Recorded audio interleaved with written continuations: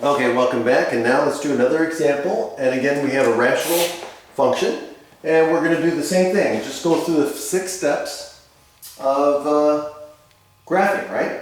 So 1, the domain. So in this case here, we have a restricted value at x equals 1. So the domain is going to be the set of all x such that x is not equal to 1. Okay? And then 2, x and y intercepts, right?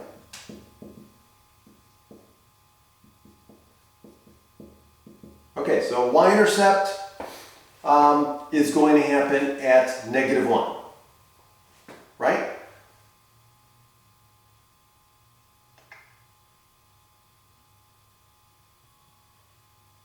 Yeah, so -1. So that's going to be at 0, -1. X-intercepts. Well, x-intercepts are when the function is equal to 0. So that's going to happen when the numerator is equal to 0. So that's going to happen at 0. So there's going to be an x-intercept at the origin. Okay, and that's it.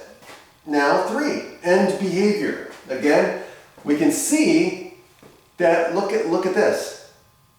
The degree of the top is exactly 1 more than the degree of the bottom, which means there's going to be an oblique asymptote. Okay, so if we divide, okay, so again, if we divide, and you can quickly do this, so we're going to divide by x minus 1, we have x squared, right?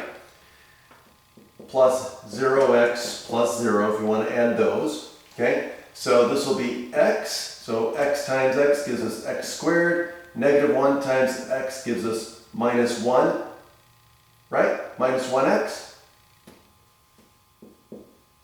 And so then we're going to subtract, we're going to get 0, and this is going to be plus, so we're going to get x, right? And then what do we need to get x? Well, we got to have a 1, so plus 1, right? So x times this gives us x, and then -1 times 1 is -1, so we get -1, right? And let's do plus 0, and if we subtract, we get 1, okay? And so now, what do we get? We get this is equal to x plus 1 plus 1 over x minus 1. And so this is going to be the equation of our oblique asymptote. Okay? So,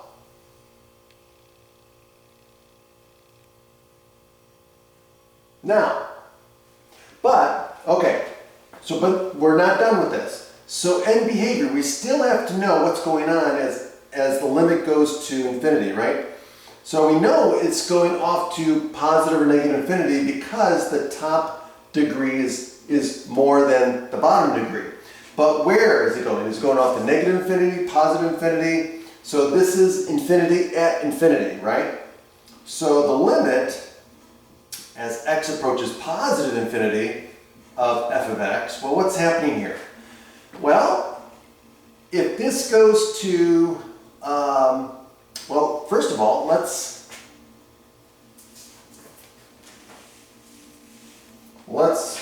divide the top and the bottom by x, right? And see what happens here. Okay? Well, let's do that. Well, we can see that this is going to go to infinity faster than this is going to go to infinity. Okay? And if we're going to positive infinity, this is going to be positive, this is going to be positive, so this is going to positive infinity. So you can deduce it from just thinking about what's going on here. But we can also write this as x over 1 over x. Oh, nope, sorry. X over 1 minus 1 over x, that's what I want. So this is going to 0.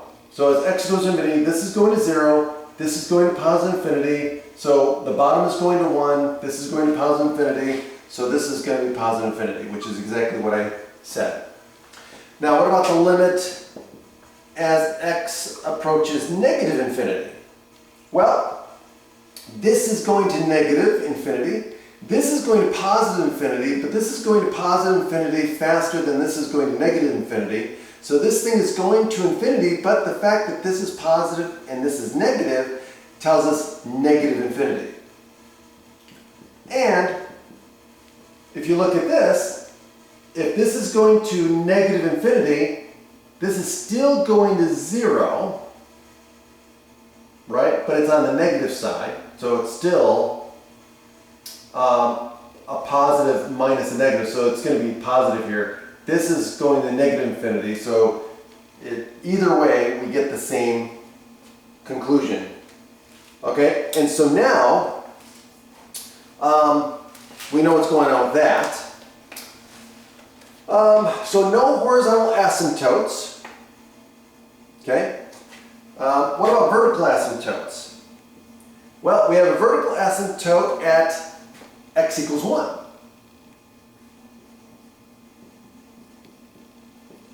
Okay, and so now we're going to split this up into two intervals, negative infinity to 1 and 1 to positive infinity. And so now what's happening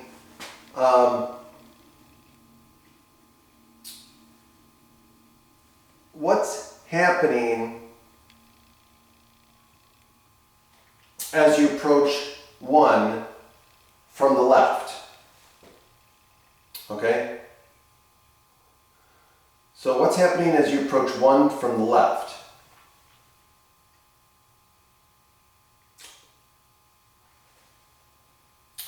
Well, let's look at what's going on here. As you approach 1 from the left, which means you're putting in values of less than 1 here, which means that you're subtracting a larger number from a smaller number, so this is going to be negative and this is going to be positive. So this thing is going to 0, but it's negative, and this is going to 1, positive, so it's going to go to negative infinity. So it's going downward. As you get closer to 1 from the left, it's going to negative, right? Now what about when you're approaching 1 from the right? Well, as you approach 1 from the right, now you're subtracting a 1 from a number that's slightly bigger than 1, so this is going to be positive, and of course this is positive. This is going towards 0 and this is going towards 1, so it's going to positive infinity. So this is going up. Okay, good. Anything else that I want to say here?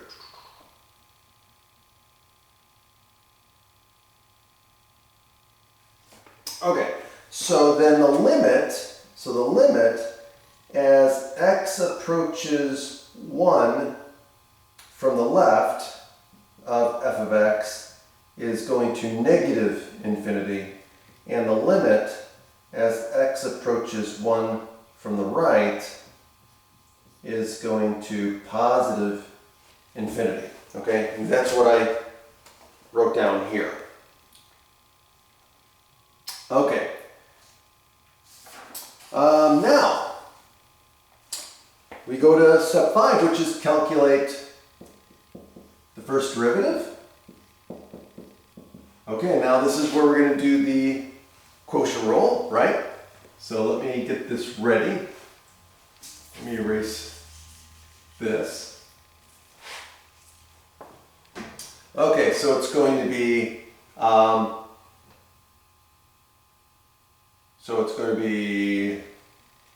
2x times x minus 1 minus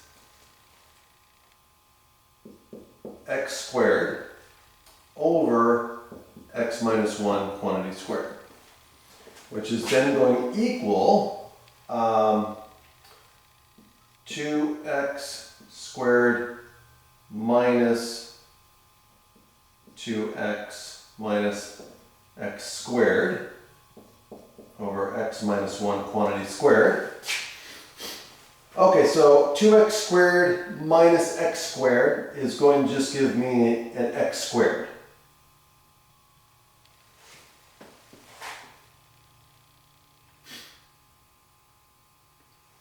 And then this is going to factor, right? So this is going to be x times x minus 2 on the numerator. Okay, now, I want to set this equal to 0, right? So I need to find out where is it undefined and 0. Well, it's going to be undefined at x equals 1. Okay, so I'm going to have critical values. My critical values are going to be where? Well, where is it 0? It's going to be 0 at 0 and x equals 2. So 0, and then it's undefined at 1. So 0, 1, and 2 are my critical values. Which means now I'm going to split this up into negative infinity to 0, and 0 to 1, and 1 to 2, and 2 to positive infinity. And now I'm going to test each subinterval. Okay, so now, if I stick in negative 1, I get what?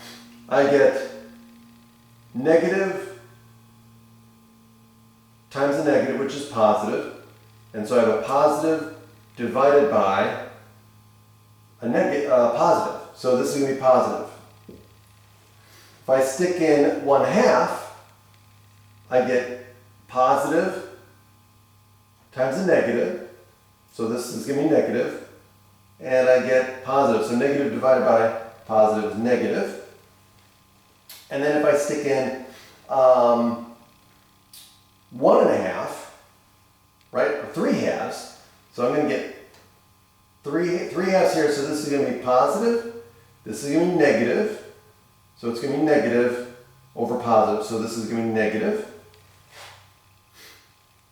And then 3, if I stick 3 in, I get positive times a positive divided by positive, so that's going to be positive. Okay, and so now I know that at 0, right? So at 0 here, I've got a what? A max. And here I've got a min. So at x equals 2, right? So at x equals 0, I've got a maximum, a local maximum, and at x equals 2, I've got a minimum. Now here at 1, it's neither maximum or minimum. Okay?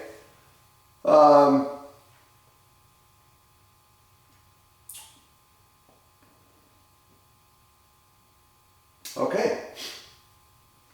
And so again, it's increasing, decreasing, decreasing, increasing.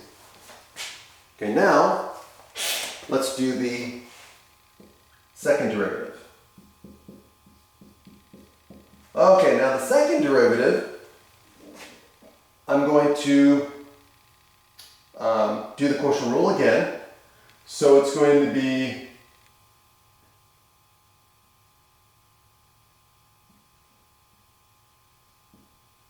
let's see here.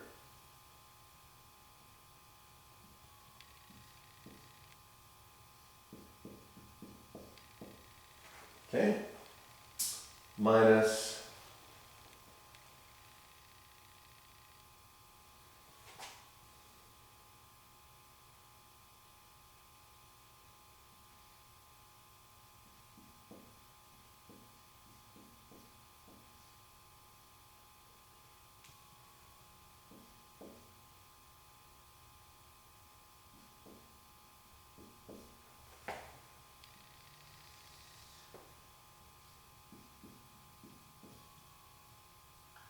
okay, so now I have to simplify this. So let's do that. Oh, I'm a little cockeyed here. So I'm going to factor out an x minus 1 first to cancel with one of these. That'll help simplify this a lot faster.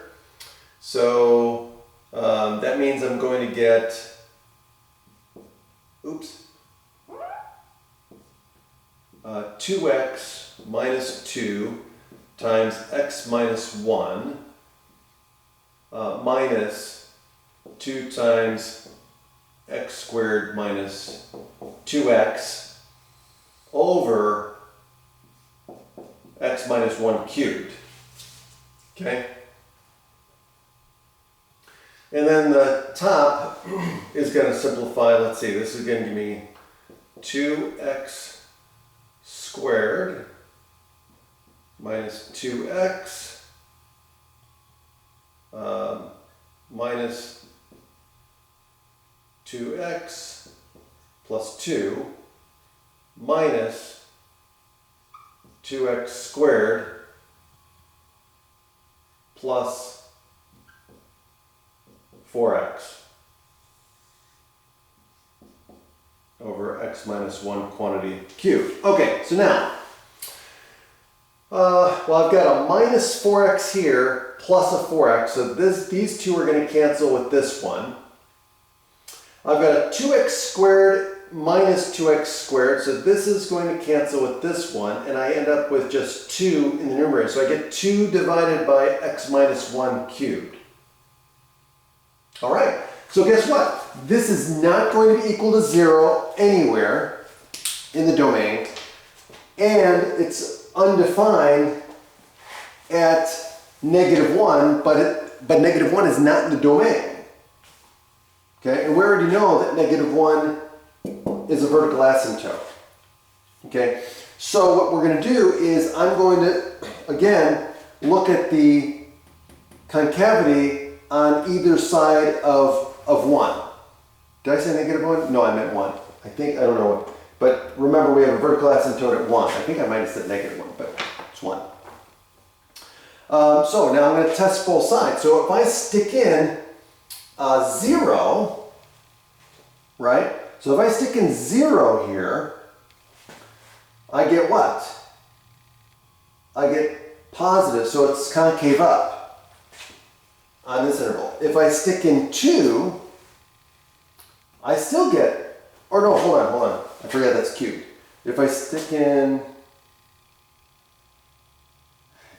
0, I get -1 here. So I get a negative value. So this is concave down on this interval. Concave up on this interval because I get positive over positive. So it's concave down, concave up. And now, let's use all this information to graph it. Okay? Again, just pay attention to your notes in the work. Again, I'm assuming you guys are writing all this down. Okay,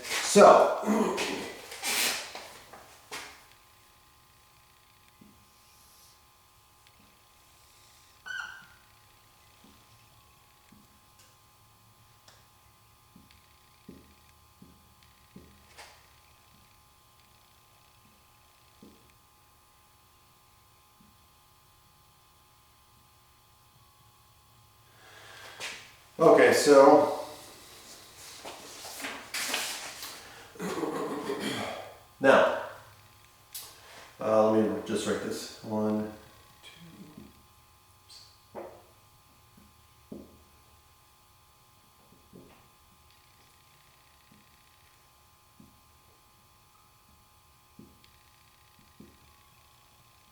Okay, so now remember we've got a oblique asymptote at x plus 1, y equals x plus 1.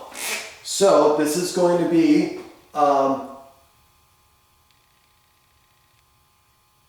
here, and it's going to go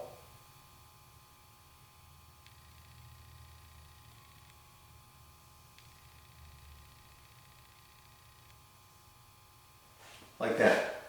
Okay?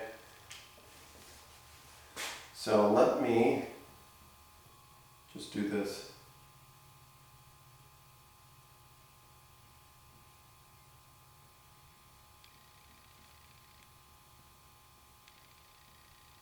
Okay, so there's the asymptote. And then we have a vertical asymptote at x equals 1. So that's going to go like this. Okay, now, we know that the graph cannot cross vertical asymptotes and they don't cross oblique asymptotes. Okay, so now, what do we know? Well, we know we have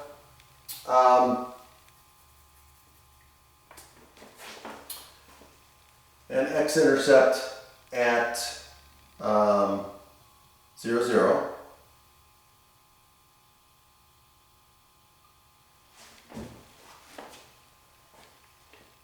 Okay.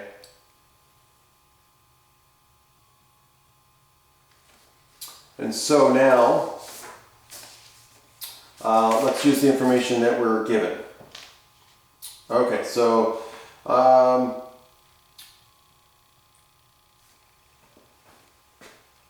remember that it's here. Since this point is in here, it's got to stay within here. It's got to stay in this region here. So now, remember, it goes down to negative infinity as you get closer and closer to 1 here. So it's got to do something like this. Okay? And then, what happens over here? Remember, as you go towards negative infinity, this thing is going to negative infinity. So we know, but it can't cross this, so it's got to be doing something like that. Okay? Now,